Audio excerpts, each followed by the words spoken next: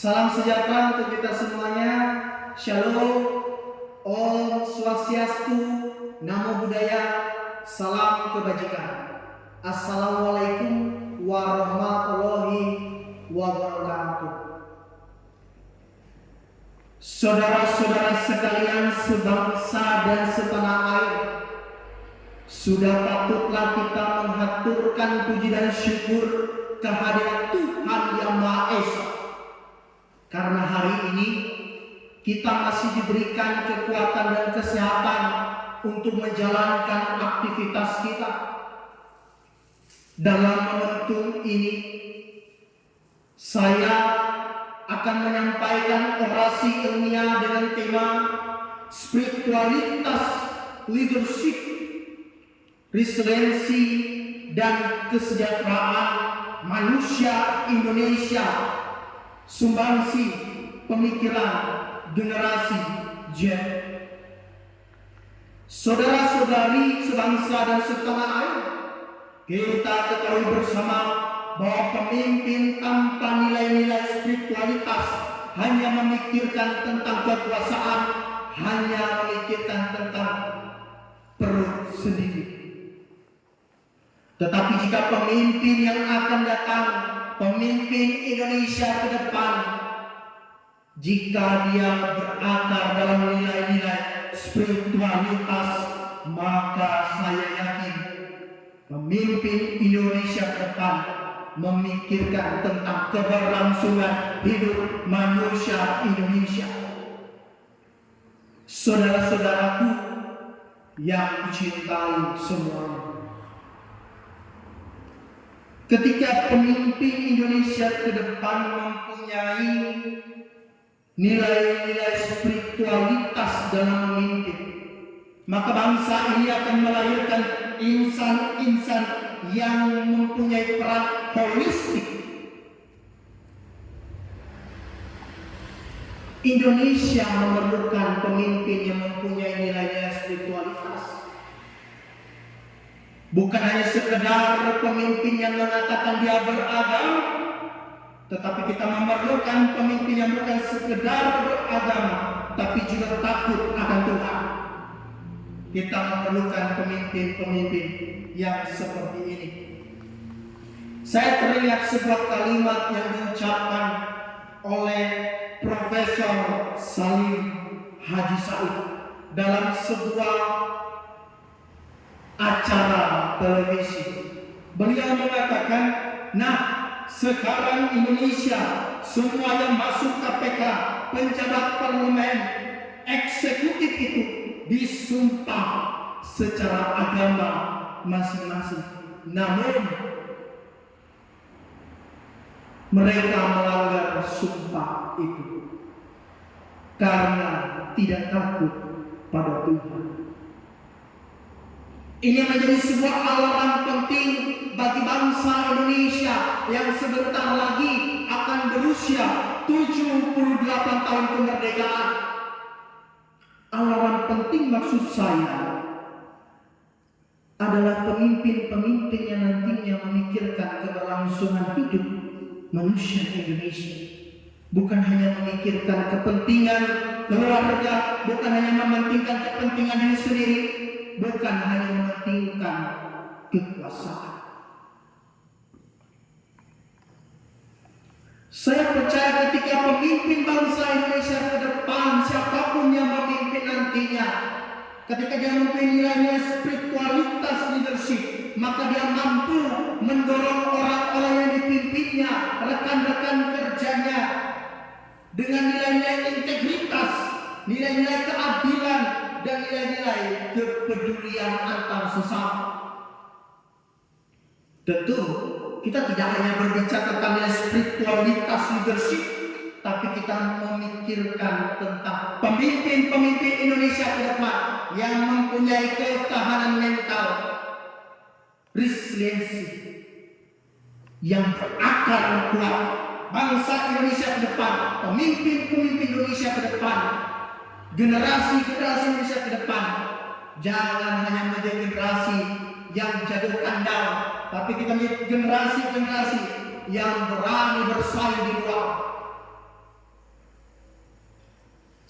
Saatnya generasi Z mengambil peran ini. Saatnya generasi muda mengambil peran ini. Tunjukkan bahwa bangsa Indonesia adalah bangsa yang mental pejuang, bangsa yang mempunyai mental kesatria, jatuh berkali-kali tapi bangkit berkali-kali. Itulah ciri bangsa ini, mental pejuang, resiliensi yang kuat, mental baja, bukan mental strawberry yang ketika dipencet langsung lek.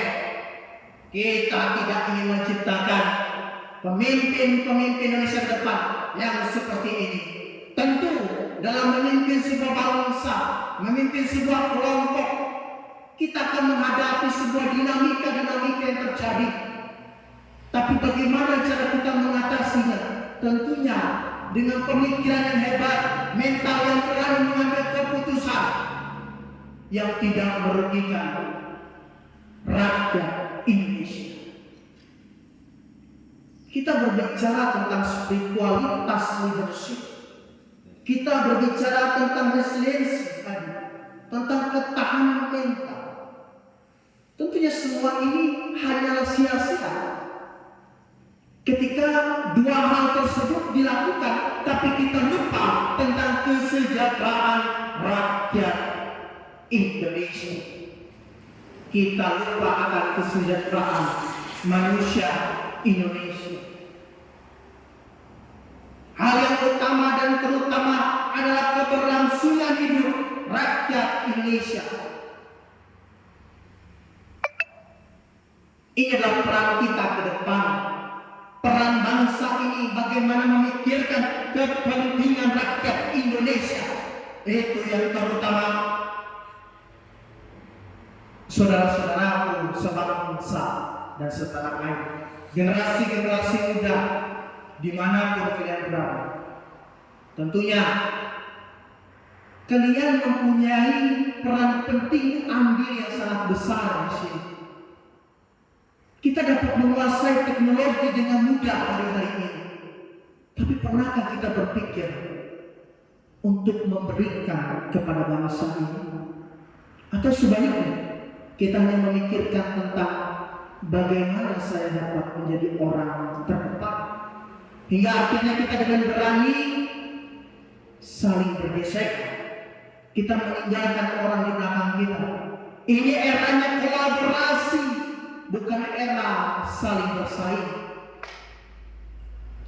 Generasi Z harus memberikan sumbangan pemikiran yang luar biasa di tengah kemajuan teknologi. Tadi saya berbicara tentang kesejahteraan manusia Indonesia. Seharusnya di usia Indonesia yang nantinya akan bertambah menjadi 78 tahun, seharusnya kita sudah merdeka baik dalam pendidikan, kita sudah merdeka sudah dalam bidang kesehatan, pelayanan dalam bidang kesehatan. Kita seharusnya juga merdeka dalam ekonomi. Saudara-saudaraku sebangsa dan setanah air, apa yang dapat diberikan oleh generasi ke depan, generasi muda ke depan? Tentunya bukan hanya sumbangsi dalam bidang teknologi.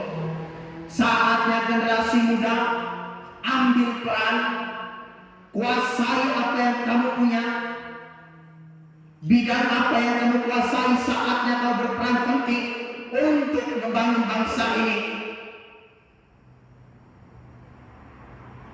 Akhir dari orasi ilmiah saya tutup dengan kalimat seperti ini.